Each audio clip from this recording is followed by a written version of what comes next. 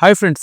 आज हम supreme court की एक ऐसी जजमेंट को डिस्कस करेंगे जहां पर सुप्रीम कोर्ट ने अब एंटीसिपेटरी बेल के ऊपर गाइडलाइंस बनाने का मन बना लिया है। पूरा मामला क्या है और क्यों अब सुप्रीम कोर्ट को ऐसा लग रहा है कि एंटीसिपेटरी बेल पे भी गाइडलाइंस बन जानी चाहिए। तो सबसे पहले एंटीसिपेटरी बेल क्या होती है ये समझ लेते हैं। एंटीसिपेटरी बेल या फिर जिसको हम प्री अरेस्ट बेल भी बोलते हैं, ये आरोपी को कोर्ट द्वारा उसके अरेस्ट होने से पहले दी जाती है। मतलब क्या है कि जैसे ही किसी पर्सन के अगेंस्ट एफआईआर दर्ज होती है तो वो कोर्ट को अप्रोच करके उस पर्टिकुलर एफआईआर के अंदर अरेस्ट होने से पहले कोर्ट से बेल मांग सकता है। और इस बेल को देने के लिए सर्टेन ग्राउंड्स होते हैं। और पहले भी सुप्रीम कोर्ट एंटीसिपेटरी बेल के ऊपर गाइडलाइंस बना चुका है, लेकिन इन गाइडलाइंस के अंदर सुप्रीम कोर्ट द्वारा यह बताया गया था कि किस केसेस के अंदर एंटीसिपेटरी बेल देनी चाहिए। इसमें से एक लेटेस्ट जजमेंट थी जिसका नाम था सत्येंद्र कुमार अंतिल वर्सेस सीबीआई, जिसके ऊपर मैं ऑलरेडी एक वीडियो बना चुका हूं। ये आप जाकर के इसको देख सकते हैं।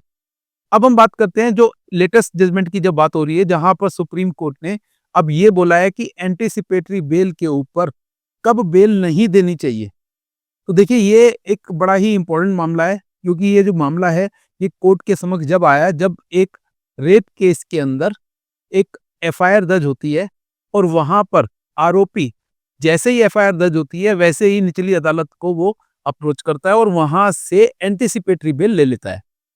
अब जैसे ही विक्टिम को ये बात पता लगती है तो विक्टिम हाई कोर्ट में उस ऑर्डर को चैलेंज करती है और वहां पर जाकर के हाई कोर्ट के समक्ष ये बोलती है कि मुझे बिना सुने इस केस के अंदर एंटीसिपेटरी बेल आरोपी को ग्रांट कर दी गई। यहाँ पर हाई कोर्ट इमीडिएटली उस बेल को कैंसिल करने का ऑर्डर देता है और निचली अदालत के इस ऑर्डर को पूरे तरीके से गलत ठहराता है। अब हाई कोर्ट से बेल कैंसिल होने के बाद आरोपी इमीडिएटली सुप्रीम कोर्ट का रुख करता है। अब ये मामला सुप्रीम कोर्ट के सामने आता है, जहां पर इस मामले को देखने के बाद सुप्रीम कोर्ट ये बोलती है कि अब समय आ गया है जहां पर गाइडलाइंस ये भी तैयार करनी पड़ेगी किन मामलों के अंदर एंटीसिपेटरी बेल नहीं देनी चाहिए और एंटीसिपेटरी बेल देते समय क्या विक्टिम का वहां होना जरूरी है या नहीं है।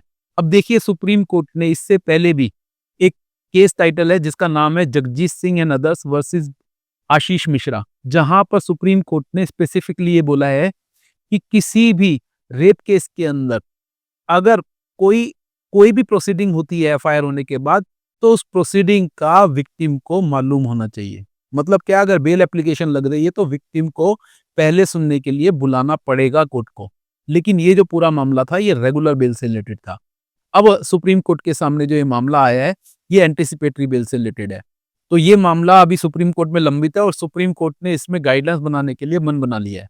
तो देखिए दोस्तों, अब आने वाले समय में अगर किसी भी ऐसे हीनियस ऑफेंस के अंदर जैसे कि रेप केसेस हैं, अगर वहां पर कोई पर्सन एंटीसिपेटरी बेल लगाएगा तो वहां पर विक्टिम को कोर्ट द्वारा पहले बुलाया जाएगा, विक्टिम को सुना जाएगा और विक्टिम को सुनने के बाद ही कोर्ट उस एंटीसिपेटरी बेल के ऊपर डिसीजन लेगी।